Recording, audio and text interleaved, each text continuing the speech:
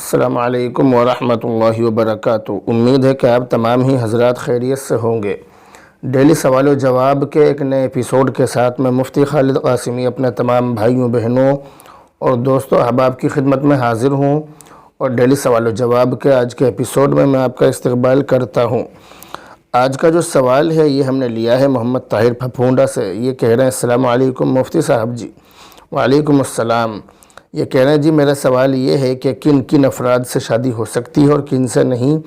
یعنی ماما، خالہ، پھوپھی، چچا، تایا اور دیگر افراد کن کن سے۔ اولاً میں آپ کو وہ افراد بتانے جا رہا ہوں کہ جن سے عورت کا پردہ نہیں ہے۔ اگر آپ نے اس مسئلے کو سمجھ لیا تو آپ کے لیے پورا مسئلہ سمجھنا بالکل آسان ہو جائے گا۔ تو عورت کے لیے جن مردوں سے پردہ کرنا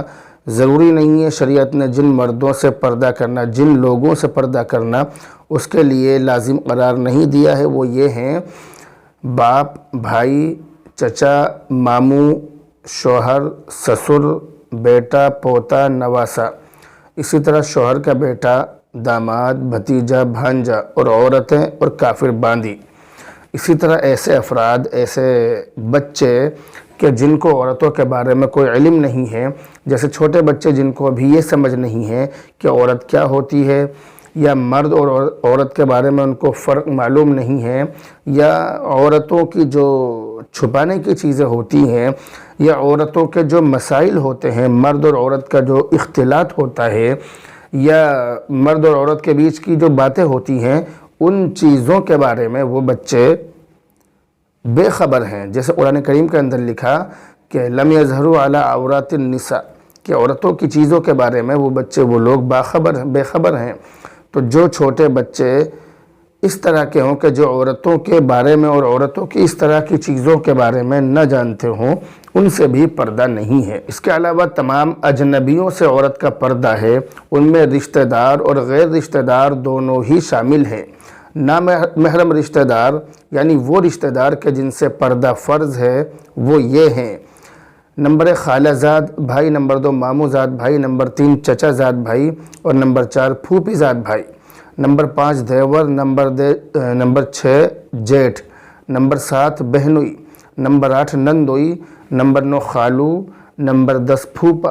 نمبر 11 شوہر کا چچا، نمبر 12 شوہر کا ماموں، نمبر 13 شوہر کا خالو، اور نمبر 14 شوہر کا پھوپا، اور نمبر 15 شوہر کا بھتیجا، اور نمبر 16 شوہر کا بھانجا، اور نمبر 17 اور آخری نمبر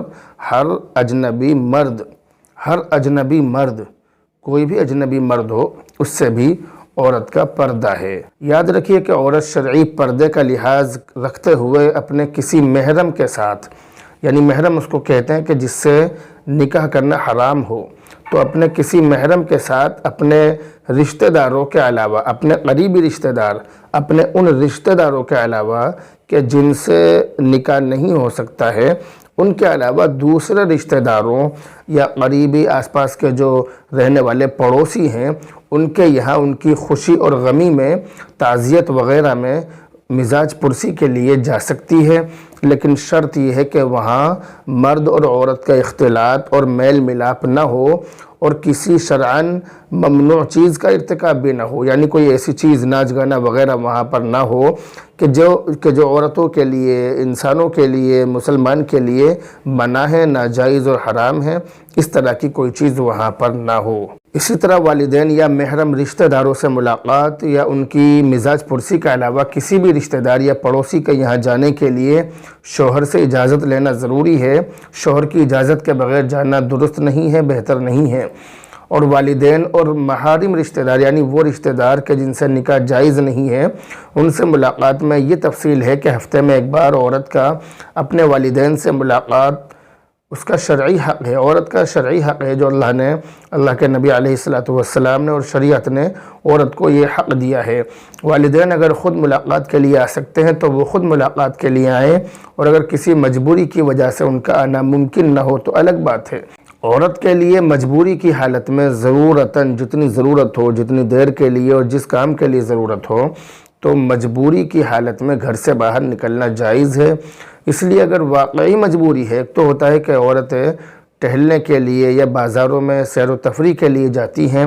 پارکوں میں جاتی ہیں تو یہ ہوتا ہے، یہ مجبوری نہیں، یہ شوق ہے۔ تو اگر سچ میں مجبوری ہے، اگر عورت سچ میں مجبوری کی حالت میں جا رہی ہے تو ایسی مجبوری کی حالت میں عورت جا سکتی ہے اگر بہت زیادہ مجبوری ہے، لیکن اس میں بھی اس بات کا خیال رکھے کہ عورت پردے کے ساتھ جائے۔ بازار سے سامان خریدنے کے لیے اگر جانا چاہتی ہے اور کوئی شخص ایسا نہیں ہے جو سامان خرید کر اس کو لا کر دے سکے تو ایسی عورت کے لیے بازار جانا جائز ہے مجبوری کی حالت میں، لیکن پردے کے ساتھ جائے، اور پردے کے ساتھ جانے کے علاوہ اس بات کا بھی دھیان رکھے کہ کسی اجنبی مرد سے بات بھی نہ کرے، یعنی بہت احتیاط کے ساتھ جائے اور جلدی سے اپنا کام کر کے اپنے گھر کو واپس آ جائے۔ لیکن ہاں، بلا ضرورت عورتوں کا بازاروں میں گھومنا شرعاً درست نہیں ہے۔ ہمارے یہاں پر یہ ہوتا ہے کہ جب